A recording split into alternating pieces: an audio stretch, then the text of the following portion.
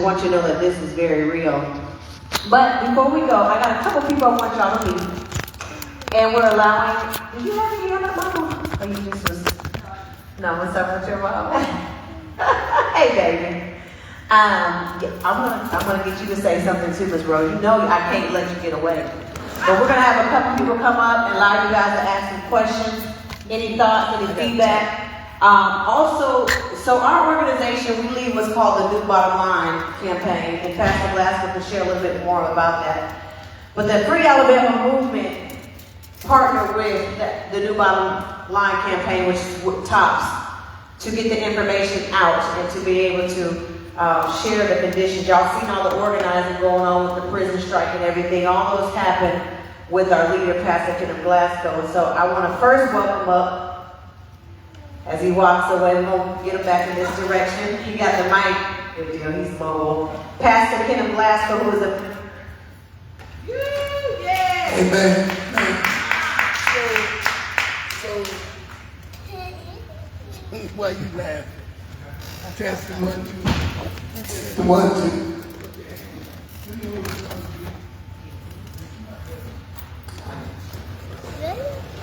We're going to pull you up. Mama Rose, we didn't forget about you. Just give us one moment. I just want to make an announcement before people start to leave. Go ahead. Okay. I just want to make So, an announcement. okay, so let me ask you this. How do y'all feel? Let me get some words, let me get some feelings. Let me start over here. How you feel? Heavy. Heavy. Angry. Huh? Angry. Angry. Empowered. Empowered. Over here. Disgusted. Anybody else over here? Let's go over here. How you feel? Can't explain. Can't explain. How you feel over there? Disgusted. How you feel, Reverend Bowen? Disgusted. How you feel, man?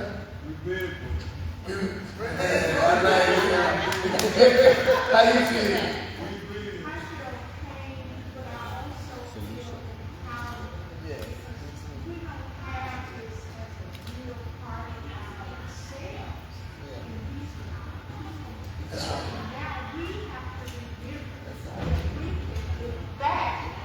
Not throw our people away, not allow our children to be guided into the, you heard the governor, don't take the money from education to lock our children up.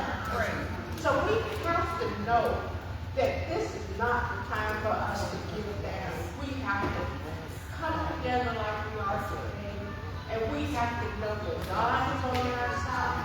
And we cannot say no. We've got to say yes to it. Take care of our own. Amen. Amen. And Lisa said it's fun. I've been doing it 31 years, and I'm looking for you now with my cues on what to do. Pastor Walter J. Coach, I need you to come up here. So one of the things I want y'all to do, as I was saying earlier, I want to finish what I was saying earlier about y'all see where these plantations are now. You see all about it. So everything, I'm like Verizon now. Can you hear me now? For 31 years I've been saying this, but can you hear me now? Yes. So I want you to really, really grasp hold to everything you feel right now and join in. I know all of y'all went on the queue, right? And for those of y'all that didn't, make sure that you sign in. Get with Rodrisha, get with Diane, get with Anisha, get with one of these three, get with Dr. Adia, get with one of these 4 women before you leave. Today, do not walk out. I should have had you stand at the door. You big. But anyway, do not walk out that door without signing up, because you don't need to just feel that today. You need to feel that from now on, because now you're going to see this. One of the things that the Bible says is you may not be held accountable for what you don't know. But guess what, y'all? Now you know. And you have seen it. So therefore, you are responsible and held accountable now. So now, where do we go from here? Is what these young ladies are going to get back in touch with you with. You're going to be joining the New Bottom Line campaign. We're going to be going to the State House on the 22nd with no more in the New Bottom Line campaign. No more Alabama in the New Bottom Line campaign. Y'all hear that? No more Alabama in the New Bottom Line campaign. Because we need the New Bottom Line, because this is not it. Transfer money from the education department and people that's on disability and all that to build new prisons and lock people up for this. That's not it. We need a new bottom line. So we need you to sign up for that, be a part of that, and participate in that. In Selma, somebody say in Selma. We're going to have this screening again. Thank God for people in Selma going to allow us to have this screening again at the Selma Bridge Cross in the Jubilee. And we're going to have it in different places. We decided we want to do this once a month. Give it a mic. Friday. Give it a mic. Every Friday.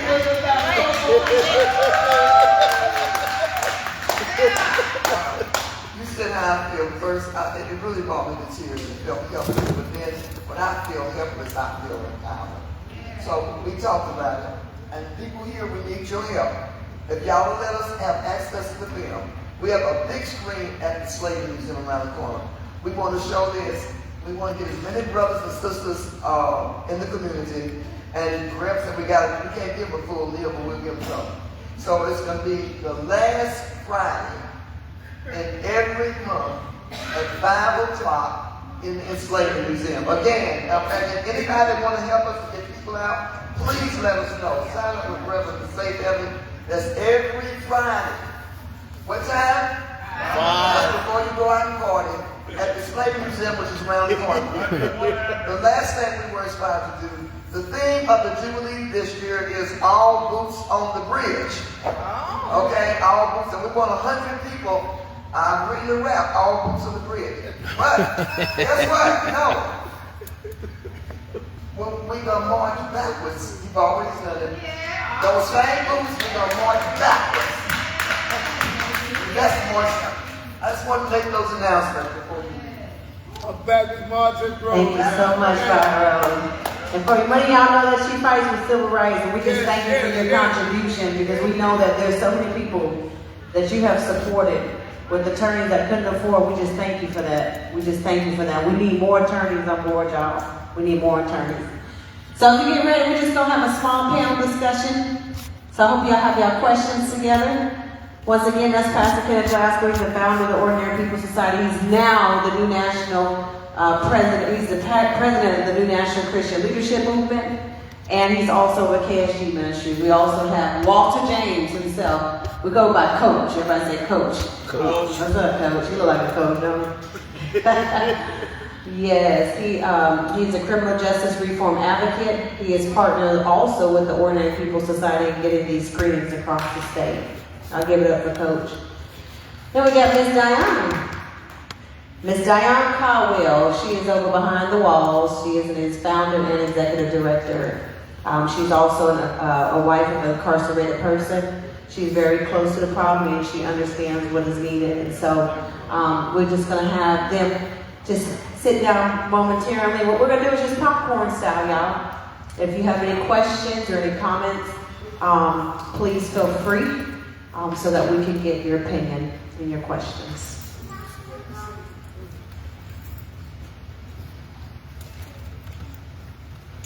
Thank you.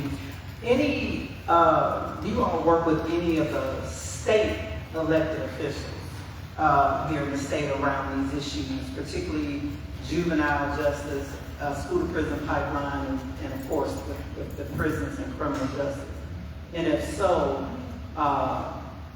are you able to share just some insight into how that relationship is with state elected officials, whether they're, either party? I'm just wondering what's happening politically here in the state. So, to answer your question,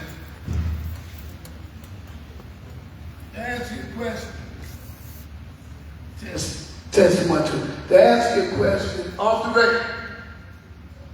Oh, he off the record over there. Okay, good. Off the record, we work with a lot of them. But we come to find out that a lot of them got stopped in the prisons. What? One of the ones that I was mentored by We won't call his name, but Mama Rose knows what I'm talking about. We had a deep argument, almost a fight in his office. Because I went to fight, I was fighting against her building these new prisons. Right. And he went to telling me to shut up because he's going to get 150 jobs out the deal and it's going to help his people in Greene County. Just 150. Wow. Lord, have mercy. Wow. But I had no idea how much he was going to get out of it. Wow. And so it really put me in the, I got hit in my blind spot. I never do it because this is one of my mentors. This is one of the people that, besides Hank Savage, Representative Dr. Yvonne Kennedy, Lady Dr. Yvonne Kennedy, Representative Laura Hall, and all them. This is somebody who brought me up. And I ran the roads and I cried. So that's where we are. A lot of our elected officials got stopped. You got to be careful. You got to find out which ones, which we did a big study on it. One thing about that woman right there, she made me study and follow the money and find out who all was got stopped. I don't want to put that list out yet because they won't let me. But when they do. Well, let me know when it's put out.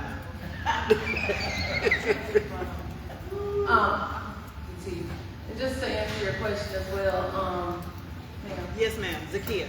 Zakia, a lot of times when we meet with elected officials, they'll tell us one thing and, just to kind of appease us and then go along and do something totally different because as Pastor Glasgow said, they do have stock, inside of the prison system and they benefit from it more than just the state, but on a statewide level, but on a personal level as well.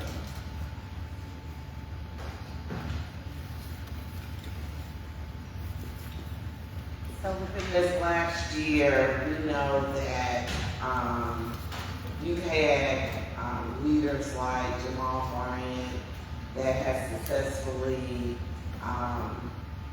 lobbied against corporations such as Target. That was Dollar Nakima Levy General. Armstrong, respectively. That was a black woman that started that in Minneapolis. Just FYI. Okay.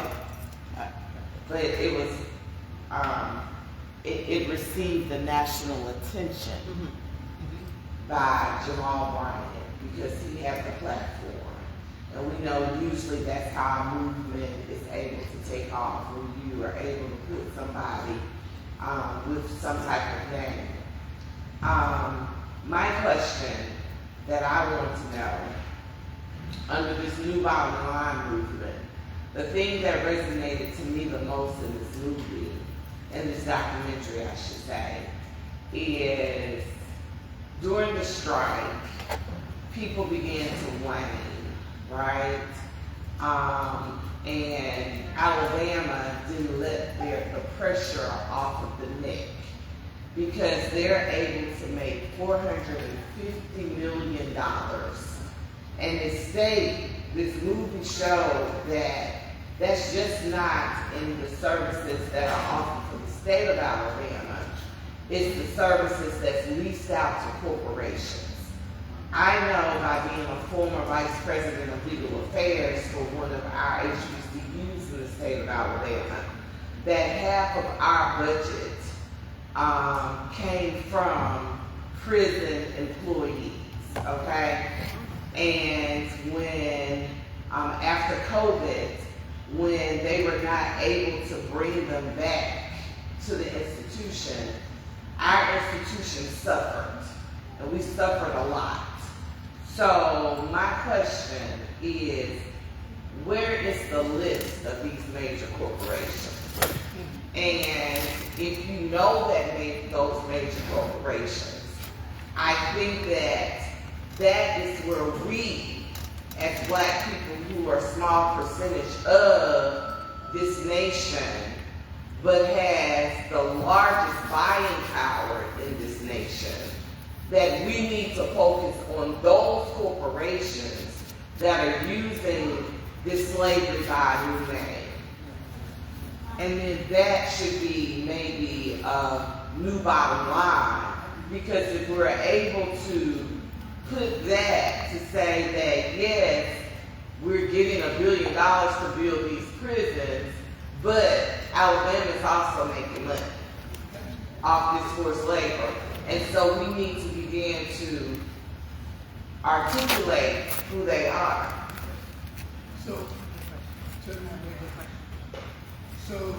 to start off with, one of the major things that's going to blow your mind is, and we're not, one of the major things going to blow your mind is how, I don't know if we said Aramis,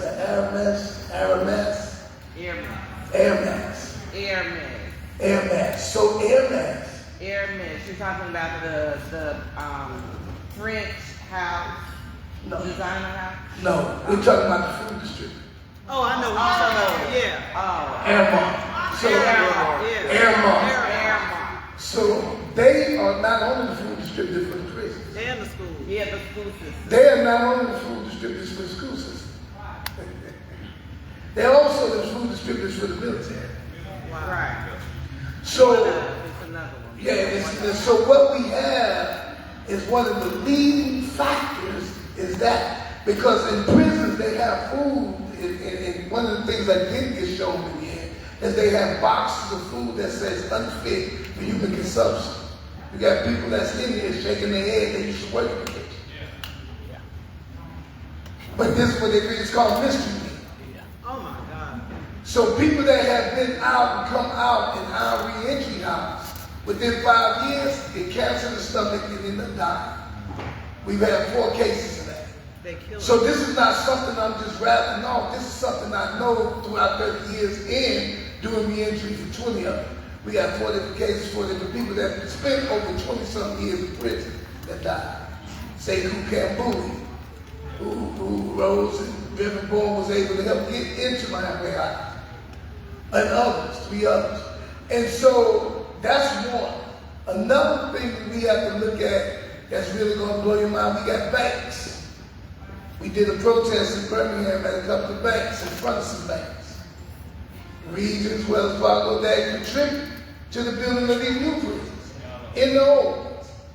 So these are places, there is a list, and the new bottom line contains that this Rodrigo and Tops has it. So during that new bottom line campaign, we're not going to look at just policy. We're going to look at exactly what you're saying. But we also need to look at the biggest legislative exchange company in America, which is Allen. And it's right there in that map. And this the coalition of all corporations that not only build these prisons and the stock of these prisons and us being the biggest commodity, but they're also what? The ones that put out these egregious and erroneous laws. So we have to look at that as well.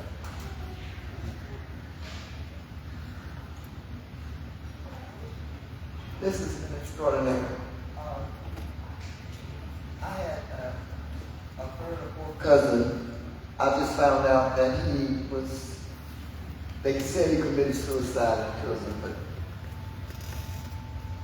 someone did some research and found out that the guards let him hang for over almost 13 minutes without interference. I need to know how common that is. That's one question. By the time I found out, and is there anything that could be done to extend the statute of limitations? Because this happened like 5 years ago. I don't know. Maybe there's something. The second question is, Reverend Bourne was at a parole hearing a few months ago. This is my main question. This woman, we know she's innocent. She was tried first in federal court, and the integrated jury found her not guilty. Carlos Williams, the lawyer, came and testified with us. And 2 blacks, 2 people of color, the white man excused himself and would not testify, would not judge. So my question is there any kind of political pressure or pressure to people that are on these parole boards? Because that's what hurt us, to see this black woman, or she could have been Hispanic, she surely wasn't white. But you have a black man and a woman of color. She's been in jail for 12 years for a crime she did not commit. Her mother died in jail over With her. shooting up in this building when somebody was trying to kill her.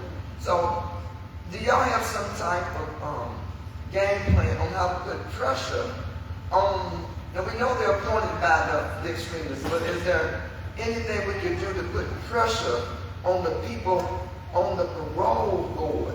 One thing I found out about this person I didn't know. I didn't know that they're denied 71% after 72%. We have another case coming up before the parole board. Young black man, mentally ill, touched a white woman on her leg in the post office. That's all he did. Right here in Kansas, that's He got 40 years. I'm sorry. 40 years right here with a him. couple blocks from here. So my question is there any kind of plan or agenda to try to put pressure on these people who are on the parole board? And does it help for loads of people to come out, not just to protest, but to appear when it's time for the parole hearings? Great question. And my advice is, first thing first is put the pressure on.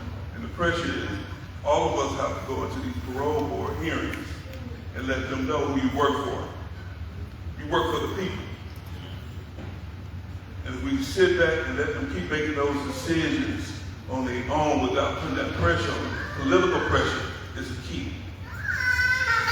Even with the judges, start with those individuals. If you know you go in these courtrooms with these trials and you see these judges are not being fair, you get them out of office. It's time to groom our own set of people. We can't keep depending on these people telling us who we need to put in office. Because they're a puppet for the people who paying them. But then what do you do with the fact that we're not going to vote? That's when you come in. That's when your grandmother come in. That's why we get in these schools and get these 18 years old turning 18 and get them on the voting platform. If they did it for Obama, then they can do it for the judge locally. We got to motivate them. That's the thing. What's That's the how you motivate them. Yeah. Who is the most powerful people in the city, in your town right now? That's the problem. We need to find out. We need that young popular person, DJ, rapper. Terrence Woodbury of Pitt Strategies has done the research.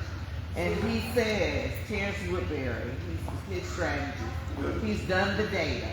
And the data is that the generation from 18 to 45 is stating that the apathy and the level is so low because nothing is changing for them.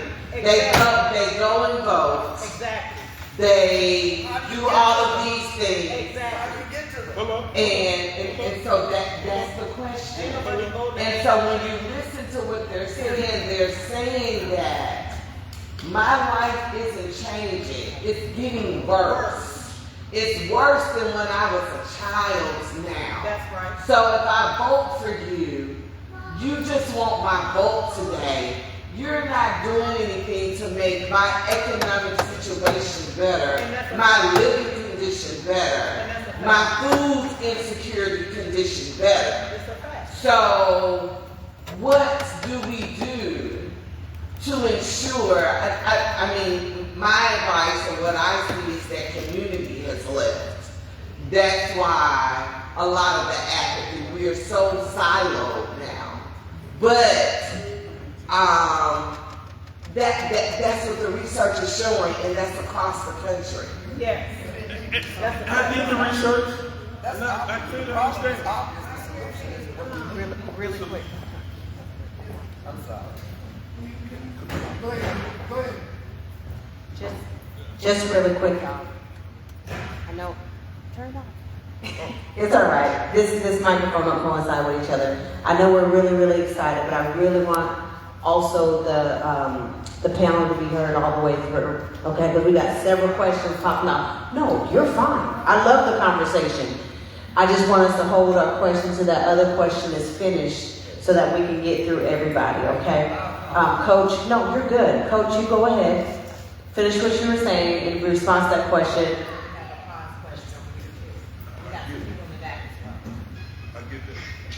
I get what you're saying. And I'm going to give you a prime example. I was an educator for 17 years. I was hardcore. I snapped them up and put them out. But then I realized I'm putting them out in the streets. Where the hell they going? What are they doing? So I had to change my mindset. Let me see what the hell going on with this young man first. Why are you feeling this way? Right. So when I took him in and I understood his mindset, because his damn daddy ain't there, his daddy's somewhere in the streets, his mother doing what she got to do to feed him, so he coming here mad as hell, because he had to watch my sister and brother all night. So you know what, I got you, man. And what I did was, and where I failed at, I'm getting you out of high school, but I ain't preparing you for the next step. And that's what hurt me the most. I failed. I got you a high school diploma, but what's next? And so we got to show them empathy and compassion. I got to see exactly where your mind at, why you thinking the way you think.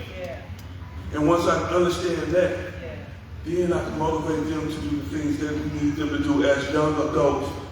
And we as old people got to stop being so damn judgmental of our young black men and women. Because I look a certain way don't make me a bad person. There was an incident in Montgomery, and I'm done. Young black men was in the bathroom, they had the money showing, they new J's on. People say, oh shit, it's drug money, suspend them and all that. That's our culture. Young man was a barber.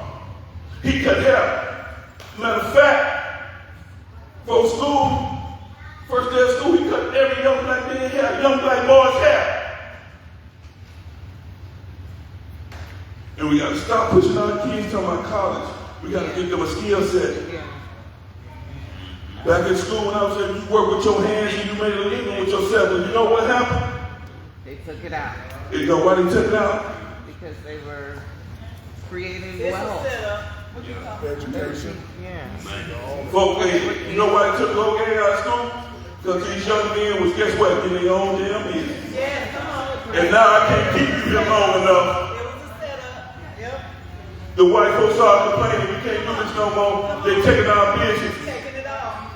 And see, we talk about the problem, but we need a damn solution. And we need it now. Let's stop talking. Let's get out in these streets and beat these grounds and tell these folks enough is enough.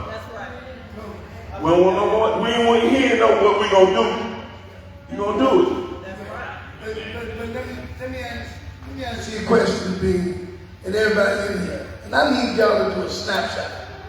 I need y'all to remember. Anybody remember Doug Jones? Anybody remember Doug Jones? That made it to Congress? I'm talking about Doug Jones with 98% black women voted for. 93% black men voted for, and put him in Congress to replace Jeff Sessions. Do y'all remember that? Do y'all remember when he lost? And then the next day, after they counted the absentee ballots, they said, oh God, he won. Do y'all remember all of us went to bed that night, defeated because he lost? And the next day when they counted the absentee ballots, he had won. Do anybody know why he had won? The absentee ballots came out of prison. Wow. Y'all forgot. Wow. And that's when they came after me, and that's why I went in the federal prison. We done did it before. Wow. They go to Bible part on me, they start threatening my life. My wife would say, they start giving me calls, Negro, you going to prison. We sitting at conductor because of all, and they start writing all them articles. Y'all remember? I know the reporter do. And I was getting money from George Soros. I ain't even met George Soros. I don't even know who George Soros is. They never got none of his money. And that he had used me to get an army of prisoners and people in prison, and former incarcerated people, to vote for him. We did it before. So when there's a deficit of people out here that don't want to vote, I got 28,000 inside that prison that do want to vote. And you know what? Mama Rose, you want to tell them? They vote from where they come from, not from where they house at. That's as hard as the settlement of the lawsuit. So rally your people. Because there's some young folks out here that want to vote too. So if we concentrate on the ones that will and not the ones that won't, we can make a difference.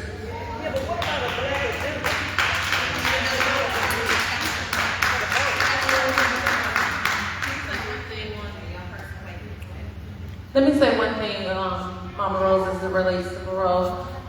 We also have to be cognizant of the bills that are being presented in the current session of the bill. Because we wrote a parole bill last session and it stalled. However, if we would have put pressure on these lawmakers the way we should have, then we would have had that oversight. We would have had, certain stipulations that could have gotten more people parole. So we have to remember that while we are in session, we need to be cognizant of the bills that are being presented, that are on the table, and make sure we push the bills that are going to benefit us and our people. I'm sorry. We're going to put them out. There's a whole agenda that's coming out with a new bottom line that these 4 young ladies, I'm telling you, especially that one back there that's being quiet, that's going to make sure the community, one thing the community is not going to be is uninformed anymore. Right. And I can say this, and let me go ahead and say, Alabama Forward did a really good job at putting those out as well. They have been for the last couple of years. So, did y'all fight? Did they fight where Birmingham mayor came down there and begged for a bill to lock up black men with a minimum of 10 years for simple possession of a switch? Simple possession. Not that they use it. 10 years. We're still in that fight. We're still in that that fight. That happened in this session. We're still in that fight. That's what I'm saying. and I understand my nephew has been impacted by that same bill. I have a question. I'm sorry, I have 3 more online, Miss Queen. I got you. We got a young person. We always talk about how young people ain't never involved, so she's been so patient to get her question out. Okay, so there's elderly people in prison. Why won't they just let them out at a certain age? Because they're already suffering enough and they're elderly, so they have problems. Why won't they just let them out? That's a good question. Go ahead. Excuse me. That's another thing. It goes back to the bills. We had a medical parole bill that we introduced and put out in last session as well that was stalled in the session. So we have to just remember that we do work around these issues and we are trying to circumvent, the prison system with the people that are elderly, even though they continue to give us pushback on it. But it's a community, if we go out and we let them know that we are backing these bills, we are pushing these bills, and this is what we want for our community and for our people, then it will make a difference. Let me say this to you, to Mariah. We got that bill passed in 2004. Reverend Wagner, and before one of my mothers in the movement, Roberta Franklin, they got the bill passed. The guy, when we were born, Reverend Sankey, they got a geriatric bill passed. It lasted from 2004 to 2008 when I won the NFL Voters Bank. Then they took it on the bill back. Then we won again in 2009, when they took away, and now they still got the what is it when you go to prison for technical violation of dump and they let you back out? That's another bill we won in 2009. We had to go back and win it again in 2016, 2015, and 16. So a lot of these bills, what y'all talking about, we don't want before, and they repeal them back every time we change the government, or every time they get mad, or every time we fight them about the prison. And that's what happens every time that the Republicans get in their head or the Democrats get in their head. So that's what's been happening and going back and forth. So we need to get something that sticks. Is there a price tag on each prisoner, like in Oh, most definitely. So I think that needs to. Most definitely. And that's the answer. And have a couple more questions, yeah. And one thing, Mariah, just for educational purposes, One thing that we have been pushing, especially with the new Bottom Line campaign, is participatory defense.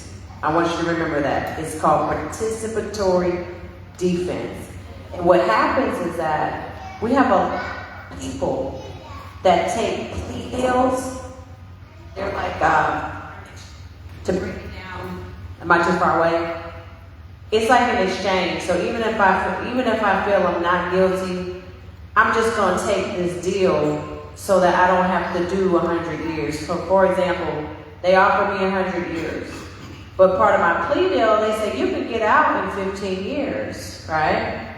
So let's say I'm 50 years old and I take a plea deal 15 years. That makes me what, 65?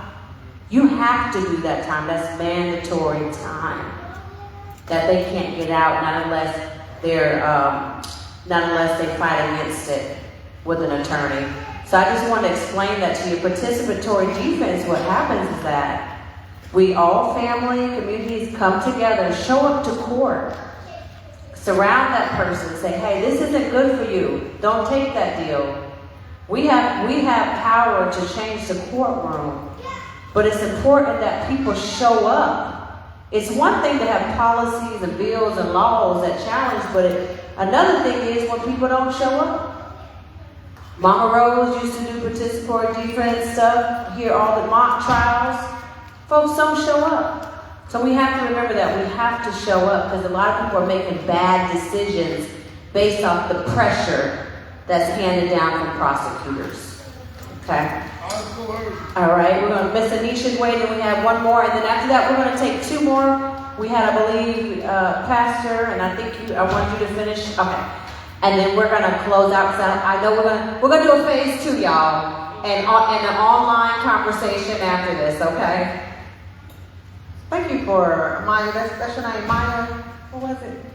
Mariah. Thank you for that question because it actually grounds with what I was getting ready to say. A lot of young folks, that's just common sense with what the sister said, right? These folks are, why y'all just gonna let them out? You got a lot of young folks that are looking at these issues, and what is happening, we are doing a lot of voter education.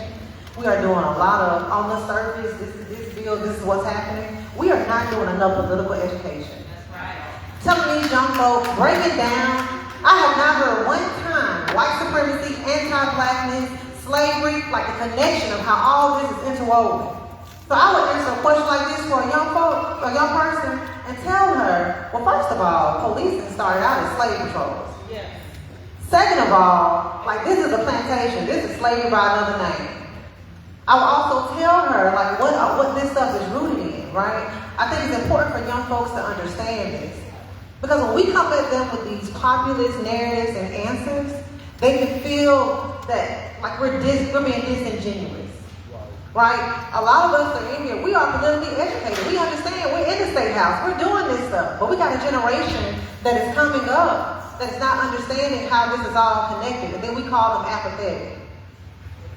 Right now, we're actually working, my sister was talking about Terrence with his strategies. We're working with them on a micro-influencer campaign. I think someone said, who are the influencers, right? We're looking at this generation because we realize they're not apathetic. They're just realists. They're understanding that no matter what party is in office, their material needs are not changing.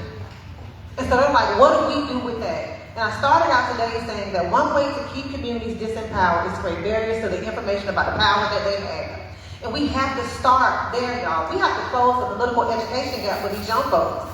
Beyond get out the vote because your ancestors did so. That's important. I'm thinking back to an interview when Harry Belafonte said that he owed the next generation an apology, and the folks were like, no, y'all did the work. Y'all did this. He said, no, we did the work. Y'all are experiencing the fruit, but we failed to tell y'all step by step how we got it and how to keep it. So I want us to think about that. So knowledge and wisdom are two different things. The younger generation has collective energy, and the older generation has collective wisdom, and we got to bridge that gap. Because whenever I'm talking to young folks, they got all this energy. They want to go do and do and do. But they're not understanding these systems. They just want to go run straight in and head on. One of the things that we saw in this film, the way that they organized, and we saw my brother quoting some of the texts that he was reading, and he went back and learned from some of the ancestors that were doing movements And he made those recommendations, and our young folks need that. So I think, yes, we got work to do. We got to get out in the streets. We got to do all that. But also, y'all, we have to close the political education gap. We got to close the generational gap because we all need each other. We need the elders. We need our young folks. And I know y'all saying, how do we get them motivated? I think it also starts with getting them in the room. Us asking each other how we get young folks motivated ain't the start. We got to get these young folks in the room and look them eye to eye. What is demotivating you right now? And so I just wanted to name that because one of the things on the New Bottom Line campaign is that we are going to look at what are some of the narratives that can shift folks from being passive participants in this fight to actively joining us on this journey, like for this movement, right? So I just wanted to name that, these were great questions, and my sister, I'm glad you asked that question because that just made sense, right? But there's a reason why these folks want to do right. Audre Lorde says that the master tools were never meant to dismantle this house.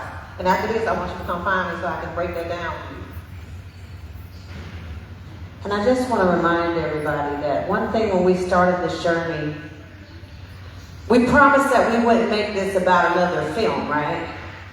We promised that we would hold the hands and love on the people that are directly impacted. And I just want to mention that we have children in here of incarcerated parents. So these aren't just things that they're just popping out of their head. They're living these experiences. And so I think that's where our healing journey is so important, to make sure that we hold and center our kids and our youth so that we can educate them once we get past and through some of that hurt that they're feeling of missing their loved ones. Sherry spoke. Do we have any last questions? I knew, I was going to say, Doc, I know you were going to say something. Oh, Queen, I didn't forget about, hold on, let me get Queen, and I got you, Doc, I'm sorry. I'm not trying to get in trouble. Don't do me like that. No, I'm playing, this is my baby, y'all, here you go. So, earlier you asked the question on how you felt. I raised my hand then about this video that we saw, and I felt empowered. I feel empowered because I know that I can do more. And that because we have the power as people, I know the song when Charles Bevel sang, we have the power. And if we have the power to tread enemies, we can work together as a people.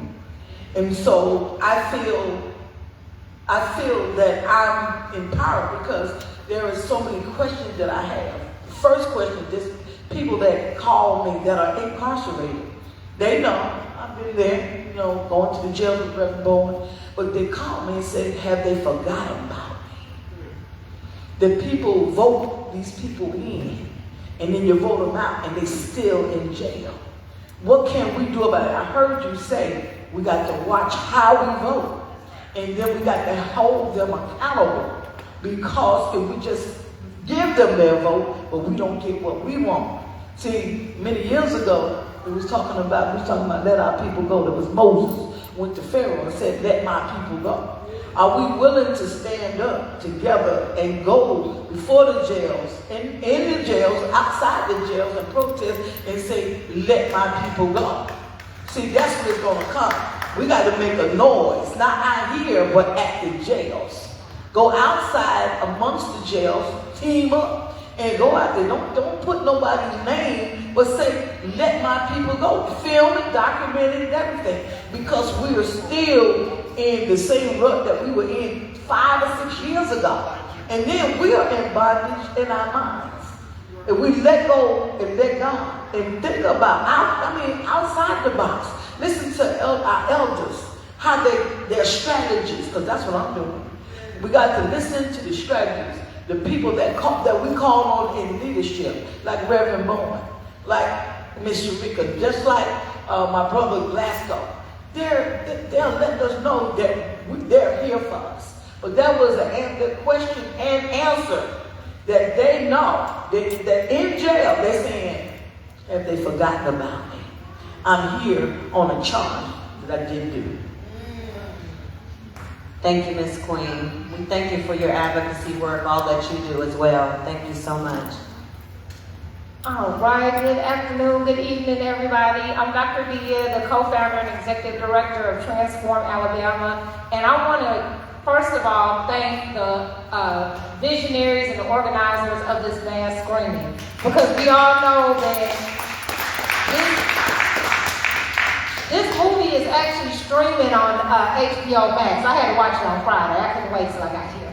But it hits different when you watch it in a collective. And you can feel the energy of the person next to you witnessing what's happening. And so the power of this film and the power of this moment is us in this room. It's the intergenerational nature of us as a community. And like Pastor Glasgow and everybody has said today, the real work is what happens when we leave here. So we all felt something. You know what I'm saying? We felt that theme, you know, when we saw it. And like Anisha said, this is not new. Those that know about Transform Alabama, we've been pushing, talking about the 13th Amendment and talking about how slavery was not abolished. It was just restructured to be what we see. It's not that the 13th Amendment says that slavery is illegal except if you get convicted of a crime. So legally, this is slavery, but in 1865, they made it legal. The last thing I'm going to say before we end, because with Transform Alabama, all we do is political education. All we do is civic education. That's what we do. We put a hip-hop spin on it, but that's what we do. We do trainings and we educate our people. And so in 1865, just like how America does, on the surface, they abolished slavery, right, with the 13th Amendment. Simultaneously, when they abolished slavery, they created America's first prison boom. So, think about it. I'm not talking hyperbole. I'm talking about in real life. They converted the plantations into prisons, and the first prison boom was created in 1865. Guess when the second one happened? So we messed up the plan when we started using jail as empowerment. We saw Miss Amy Pearl in here. In the 50s and 60s, when we flipped it and getting arrested became a good thing, good trouble. Somebody having a good trouble shirt. You know what I'm saying? So they created that next wave with the crime bill and with what they did with the crack era. And that was the next prison boom with the privatized prisons. And so I just encourage us, like Pastor Kenny said, to give your information, stay in contact and in community, and understand it's not just one issue, it's a domino effect. And like I said, follow the money. This is a money thing. You know what I'm saying? And we the commodity. So let's pay attention. Thank y'all.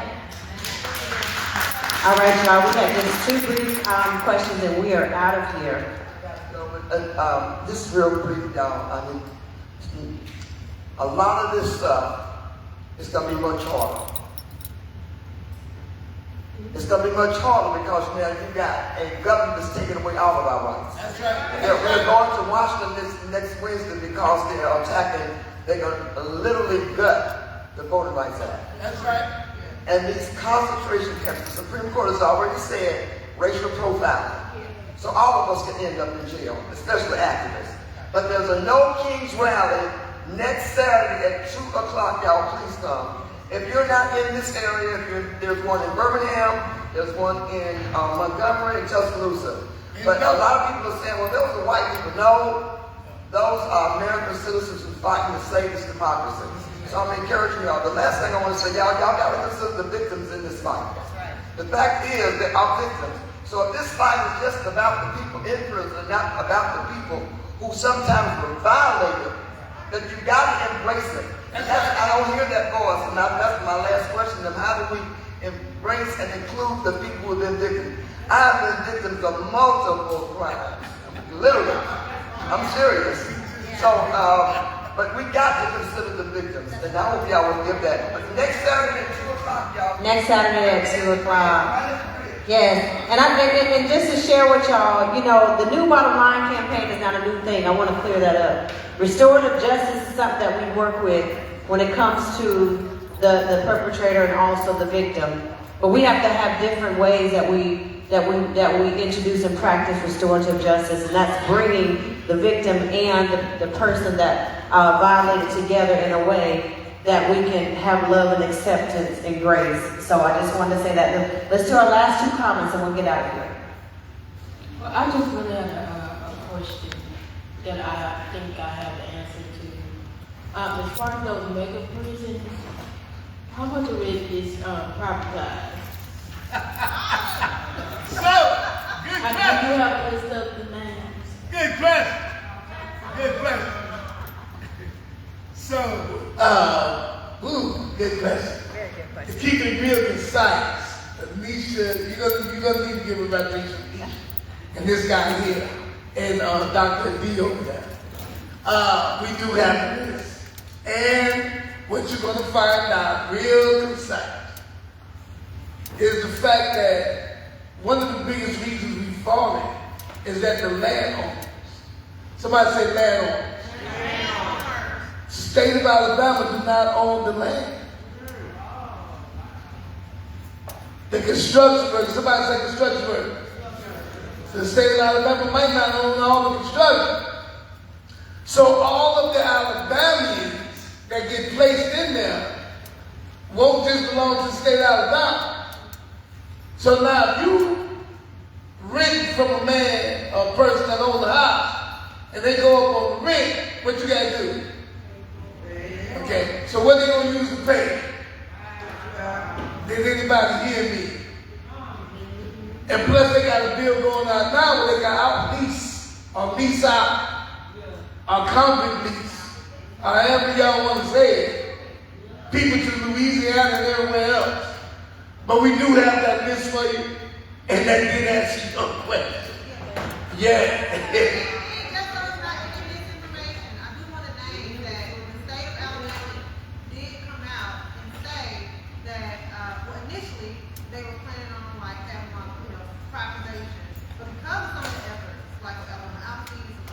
Right.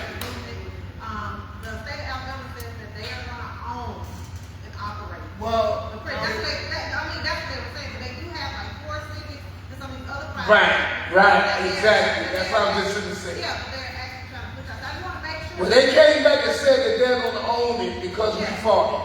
Yeah, I was just going to say that. But we got to do this. We'll just leave it at that. But they did come back and say that they're going to own it after we fought it and all this kind of stuff. So you're right. So there is no misinformation. The other thing is Diane is here. She wanted to put out the cost. Mariah is gone. But she wanted to put it, Diane wanted to make sure we put out the cost. So the cost is they get like $40,000 per person. That's the cost rate. In Dallas County, I just looked it up, you get like $88 a day, very boring. They get $88 a day for somebody's house in Dallas County jail. And that's about $2,255 a month. For everybody that's incarcerated. So it's a money game. They get money for keeping people incarcerated. Right. And also, I just want to mention another partner of ours that's not in the room is called Alabama Justice Initiative. Ms. LaTanya Tate.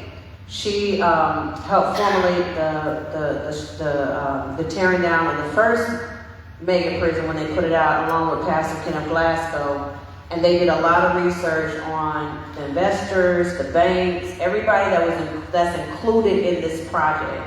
And so I didn't want to be remiss to not mention her work. And as we worked, even Team Diane, behind the walls, she is a wealth of information that she has helped shape for us to get out to you all as well.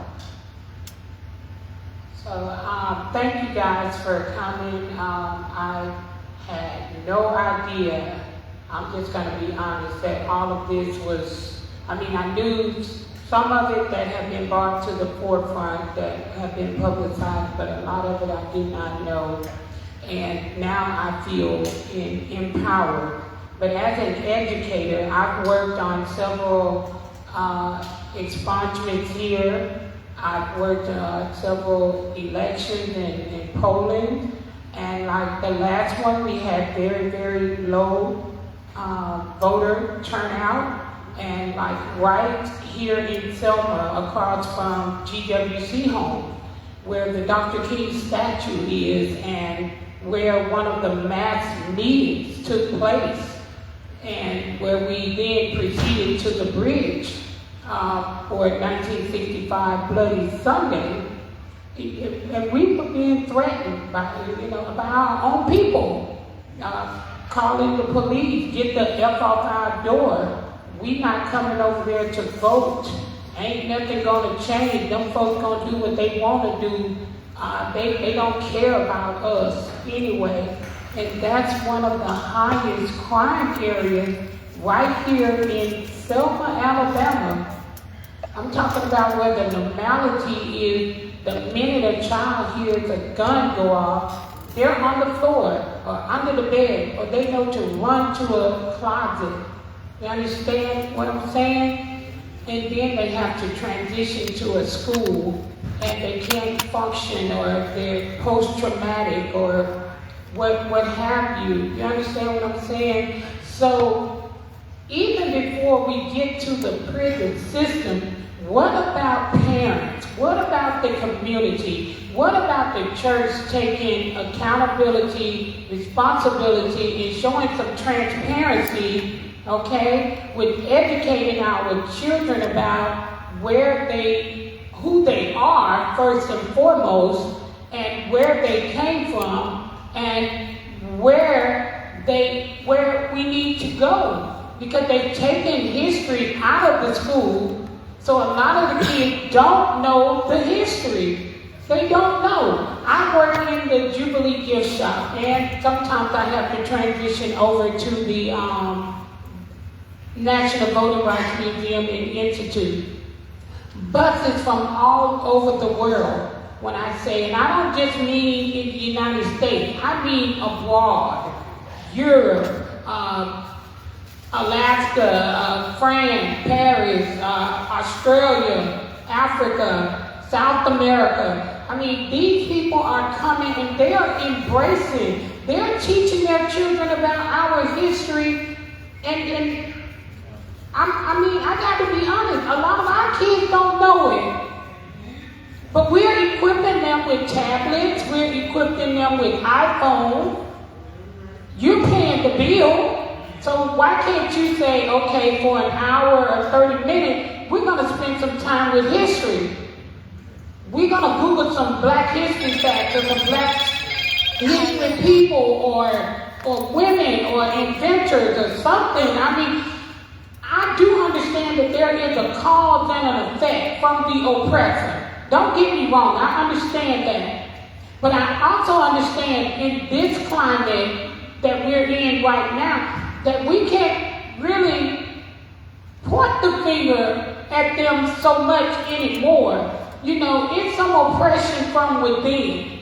Because now we can vote, but we don't. Now we can get an education, and we drop out of school, or we turn to drugs, and we can't get mad at a George Zimmerman. We can't get mad at a Derek Chauvin, and then we got Crips and Bloods and Disciples killing each other.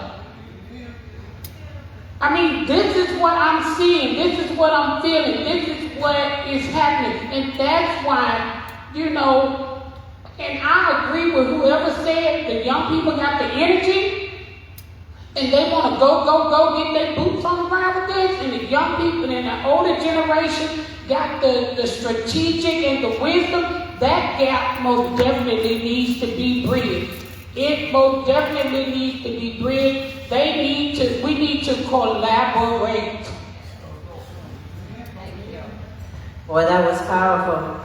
Now, I do want to say something on that, my sister. Is that I believe, too, in reaching the young people, we still have that mid-age that need to be politically educated, the parents. Unfortunately, I'm a 43-year-old woman. Me coming to Selma, experiencing, I can say 15 years ago, I was raised in the Northwest. I had no idea what the civil rights movement looked like. There's still a lot of parents in that mid-age that have not been politically educated to educate their children on their history. So while we are focused on the young people as well, we need to take some of us adults back to school. You understand what I'm saying? I mean, I'll be the first one to admit it, you know what I'm saying? If I'm the one, we're going to take some of us back to school. So I thank you for that. And yes. At the That's what I'm saying. We need y'all to open the doors for us. That's right. Yes. Good. Participation. So yeah, we got to continue to get more people to fight on that. And like you said, partner, collaborate with organizations that we can find them gaps. We got to get people sometimes outside of Selma and other different places to see, to propel the folks from selling everybody else to come on in. So we. Right. Right.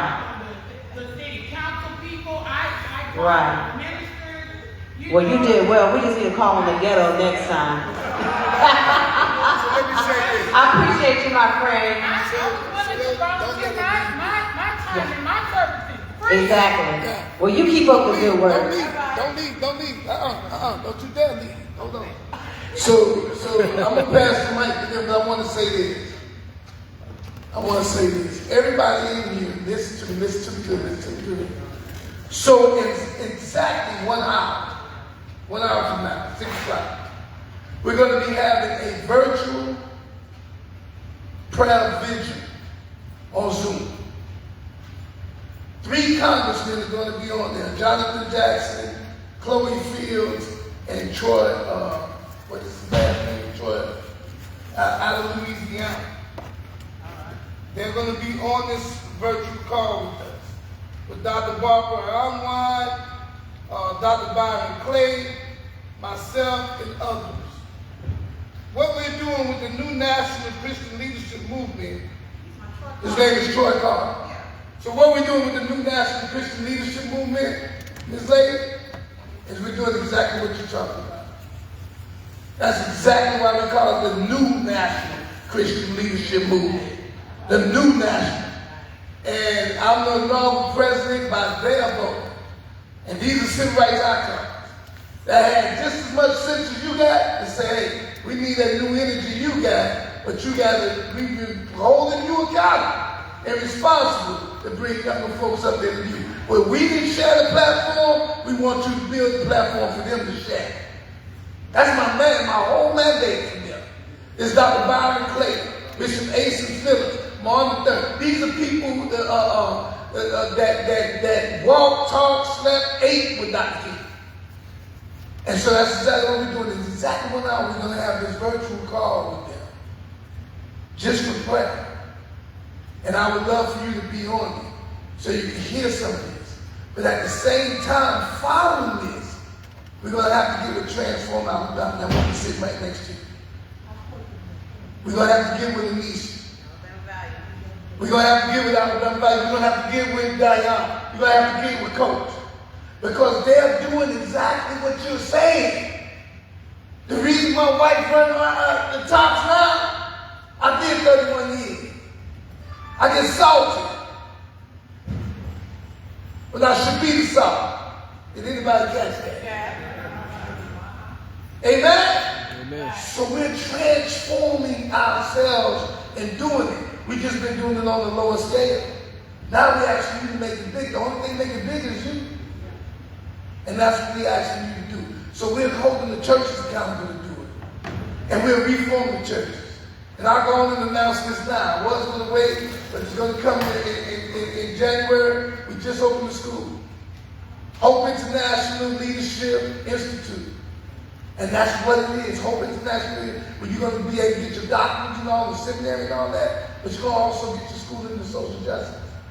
Because if we take social justice out of the Bible, we have no more Bible. Exodus was a movement. Daniel, remember, that was a movement. Jeremiah, when he was talking to the dry bones, that was his advocacy of movement. Paul, Peter, Paul wrote 2/3 of the New Testament from prison, formulating what? A movement, giving letters to the church. So we know that they got to go back to the church and back to education. And I'm going to pass it to the educator to finish the message. You just said it, Pastor. It sums it up what you just said. The church is our leader. Let us lead. Simple as that. All right? But you need to go into the schools. The Student Government Association. You're in the schools, right? Go to all these high schools. Go to student associations. and get those kids, because they in student government. And I don't have any idea what I do. I'm not saying that in a good way. Yeah, I take my time, my money, and my resources. I Right. promise you. So they wouldn't help you. I'm not just talking the talk. I understand, I'm clearly. actually in the community and I'm walking the walk. Let me ask you this. Parents have mixed up priorities. They would rather, they'll sacrifice and they'll be out there in the hot sun at a baseball game or practice, and when we open up this place here, like on a Saturday or maybe some Sundays, this was suggested for Black History, for dance and arts and craft and history that is trying to be obliterated. Nothing. The only thing that keeps us going is Galatians 6 and 9. Don't grow weary. Don't grow weary in well doing. Right. Okay? Clearly understand. Clearly understand. Say less. Close out.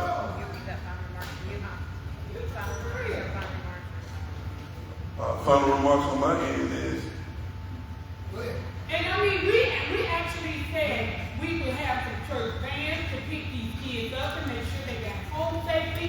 We said we would provide a snack and everything. well, let me ask you this though. Witness. Let me ask you this though. Eat my witness. How do these white churches get the black kids in the black community to get them to their church and you can't? They're gonna pick them up. Thank you.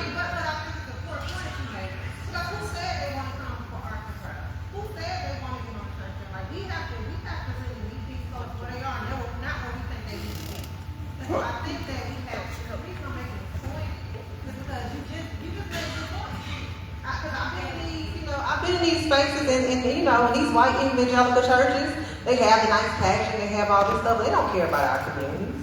But what they do, they go in, they do these listening sessions, they do these things. What motivates you? Oh, okay. Y'all, okay, so y'all not into, y'all don't want to do the coming here and we feed y'all. Y'all want to have youth fellowship. Y'all want to do it the way, you know, y'all want to have like the Christian hip hop rappers. Y'all want to have, which is why I appreciate what you do, Dr. Deere. But I think it's important for us, if we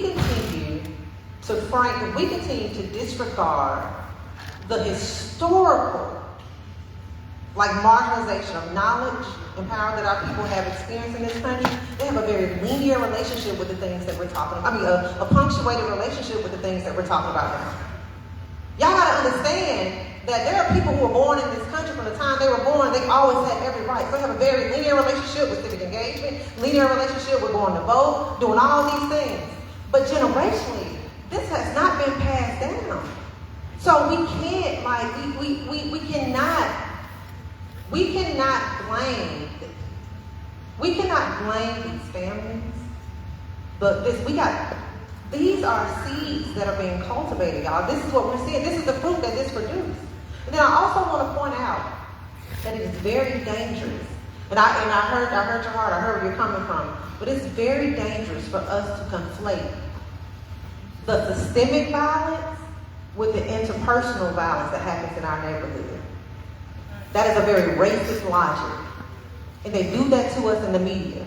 As if we have to fix the interpersonal things that are happening in our community, which is oftentimes a result of the divestment, is a result of the marginalization, which is a result of the poverty, which is a result of all these things. They conflate that with the systemic violence that they cause, the institutional violence that they cause, and injustice, and those are not mutually exclusive. And we've got to stop doing that to ourselves. We cannot perpetuate their narratives. I want to name that. We cannot perpetuate their narrative. So I'm not saying that we don't have work to do. We do. But those are two different things. I need y'all to know systemic violence, institutional injustice is not the same as interpersonal crime or harm that happens in our community. Okay?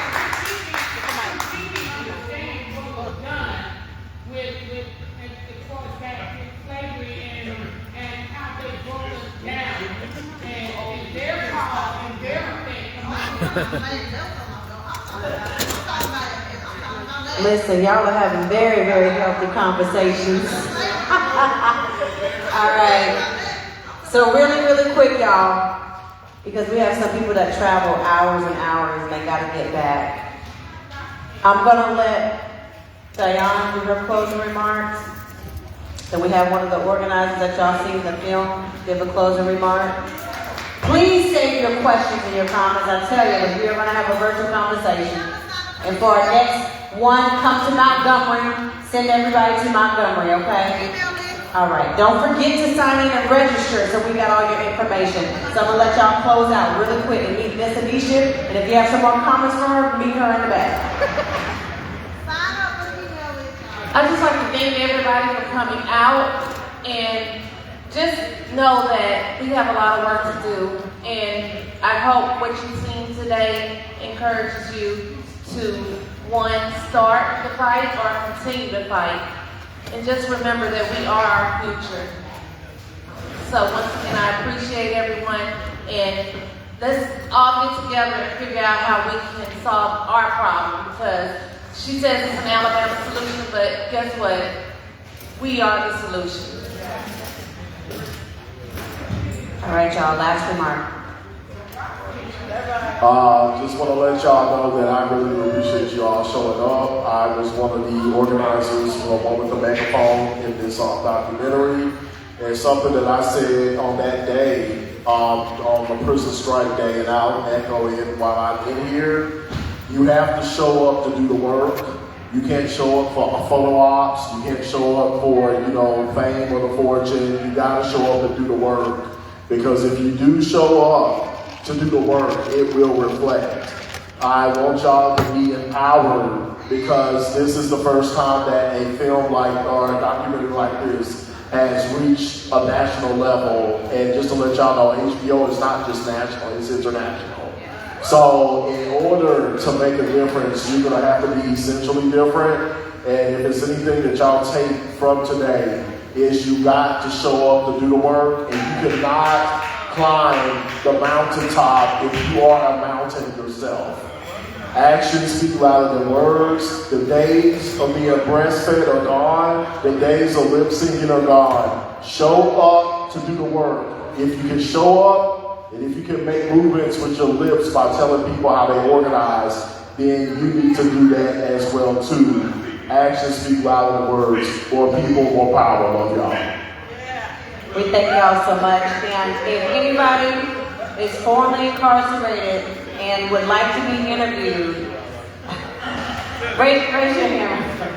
Come back there with Anisha so we can get you connected. If you're formerly incarcerated, after seeing this film, and would not mind being interviewed, y'all. That's part of the solution. We got to speak out. We got to speak up. Please see Miss Anisha Hardy in the back. Thank y'all. Safe travel. Lord, as we depart from this place, I ask that you put your hand of protection over everybody, dear God. That you continue to penetrate the minds of what folks seen today, dear God. I ask that you block any trauma or any PTSD or anything that was experienced in this film, dear God. I ask right now that you revive all our people, Heavenly Father. I ask right now in the name of Jesus that this film will go far. Like he stated, not just domestically, but it will go internationally, dear God. And more than ever, dear God, I ask for the release. Just like Moses says, let my people go, dear Jesus. And we ask that those that are incarcerated, serving life sentences without parole, who are wrongfully convicted, dear God, and those that have just simply did their time, dear God, we ask right now, and we petition to you, O Holy Spirit, and in front of Jesus, that you would let our people go. We thank you for this time. Continue to give us traveling in grace, mercy. In Jesus' name we pray. Amen.